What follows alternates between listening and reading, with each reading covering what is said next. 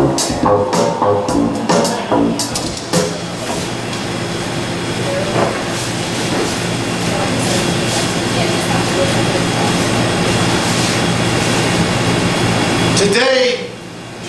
is an ugly duckling day.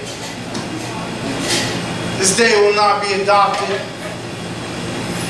I tried to pet today and it sneezed on me. All mucky mucus and eye gunk. A day at the spa will not save today. There isn't enough seaweed wrapped rice to make today feel healthy. Time for a soup bath. I suggest chicken noodle. Apparently, that shit is good for the soul. Someone much older and therefore more spiritual prescribed some herbal teas to the day. I slipped some whiskey into the mix because no one should go to church sober. Church is just a code word for choreographed movements and choral exuberance.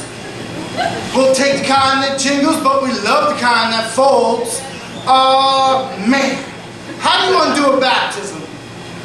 Maybe it's as simple as reading the good book backwards, like spinning back, spinning back, spinning back, black vinyl, until Satan speaks to you, immortal.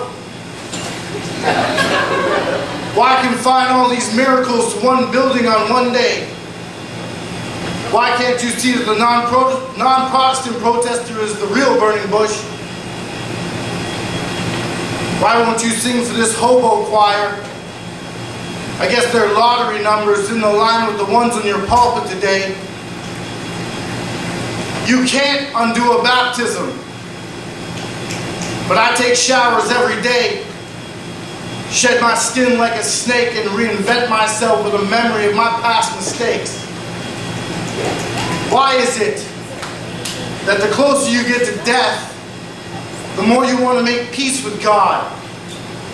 As if to say, I know I've been ignoring you for like 30 years, but I still have your number.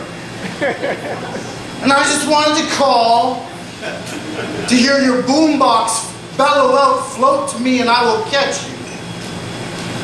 If I were friends with God, I'd tell her not to pick up the phone. You're better off without today. But God forgives everybody. And I have issues forgiving anybody. Maybe blind faith goes both ways.